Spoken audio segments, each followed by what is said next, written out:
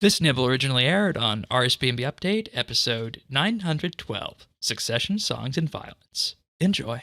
The idea of, like, I've heard some pushback this week about, was this a doomsday device? Was a doomsday device necessary? Every quest in our group series has had some kind of a doomsday device. They've done this, from, like, the cauldron in the Black Knights to, you think about Dishonor Among Thieves, you think about, that one is the Stone of Justice, maybe that's, titular to some degree. Yeah. But also, the wand that you do with Sir Owen in the remake of Black Knight's Fortress. Like, a lot of these, especially in this quest line, it's like everything with the Temple Knights. It's the Slug Queen that you kill with a pillar. Like, it's a lot of relatively straightforward solutions to potentially world-ending problems. And I'm not mad about the Doomsday device thing in this. And are we talking about Doomsday device as in the ritual marker, or are we talking about the fact that we learned that the demon or the Zamorakian demons are siphoning souls and have built this device that can suck the souls out of the ritual marker. I just want to say that because we haven't said what it did for that. And it was a straight up Thanos snap. For anybody who hasn't played the rest, we caught that. Spoilers, it's Thanos snap. It's if the thing works, half of all life in the human kingdoms is sucked away, and the power from that is given to Bilrak, and we're in a very different world. Right, and then the question that comes up from that is, was something like that necessary, or could you have just gone, with a smaller scale plot? And no, but I'm not mad about it being a big deal. I think it clearly brings immediacy to it. It fits with the Zamorakian sense, and it's too bad Sirion and Questcaping couldn't have been here, because Sirion wanted something smaller, and Questcaping said that it was nowhere near as engaging as the Stone of Jazz, in particular because the Stone of Jazz was built up over years of quests and had the whole process of discovery behind it. Now, if this section of the quest, what they did to set this thing up is they stole pieces of the soul obelisk, they stole a ritual marker to summon the souls, and they stole knowledge from Collodion of how to absorb magic. Which makes sense when you think about yourself. It does. And I think kind of like they bring all these, and to address the point people are making, like if they'd done each of those in a separate quest and built it up as okay, they've got these things, now what are they doing with them? What's the plan here? I think Questcaping has a point that would have been a way more engaging storyline than just plopping this in the middle of the quest, right? And I think maybe they could have split that out and built that up more and built environments around it, and unbottled this quest, so to speak, from there. I think that portion of this quest could have deserved extra time and benefited from it. But at the same time, you could have expanded that out into being its own quest, too. That's what I'm saying. But with that said, this... if they were trying to do a contained story within the scope of the year, they still did it. It was a choice they made. So, and the quest was still good. It definitely, I agree, though, it did feel rushed, and it did feel a little like, okay, Doomsday device, let's go. We were just wandering around the library. Now we're here. So I don't know. That's where I got to play devil's advocate just a little bit here, because that was one thing that I noticed. It was. I thought this would be a palate cleanser of not everything having to be world-ending consequences. But you're going to destroy half the people. And here we were again, which, as a quest in of itself, fine.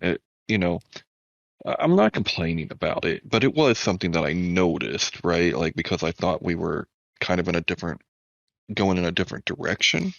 This was no Mod Mark bringing home the bacon. This was no comedy quest. This was, to your credit, this was absolutely a,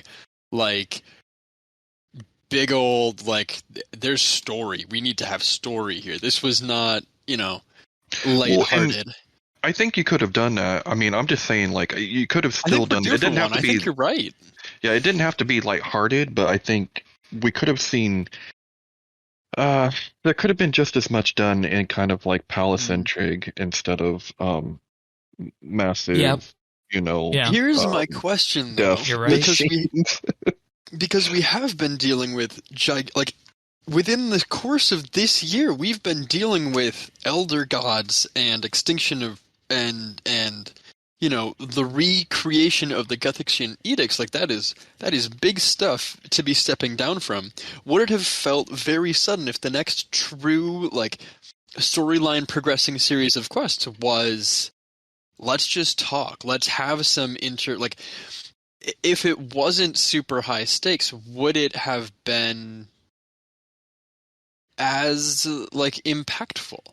Right, would we have said, "Oh, this felt very underwhelming as a story," if it didn't have some kind of gravitas to it with all of these other major players in the world? We have now effectively exiled a ton of the Majorat as well. Remember, like, a ton of the Majorat are now out of commission or under control of another entity to some degree, and maybe that is bringing them into the next plot point. But and see, we're still de-escalating, right? And that's what I foresaw as the problem as we headed into moving away from the Elder Gods. Is how do you step down from doing 9 years of this cosmic level stuff and make it feel fulfilling, right? I hope that Palace Intrigue is coming. That's the other side of that's the other side of the coin. And I think what makes the difference for me is, once again, expectations.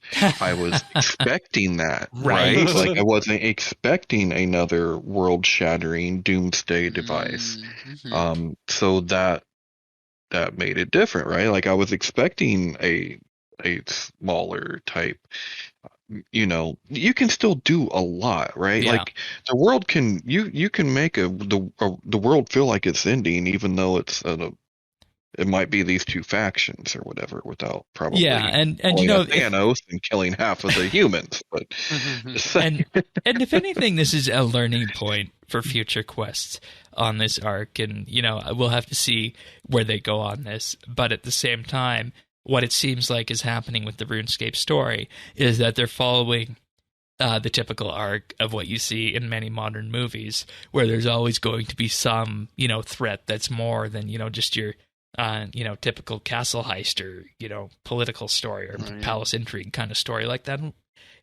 As long as we don't make the RuneScape characters and the RuneScape storyline a caricature of itself, in doing that, I think we'll be fine, if that makes sense. Yeah, it's just like every single quest doesn't have to be a Marvel movie. Yes, exactly. Right? Like, you can find full episodes of RSBANDB Update right here on this YouTube channel. If you found this video useful or just enjoyed it, like and subscribe, or leave a comment.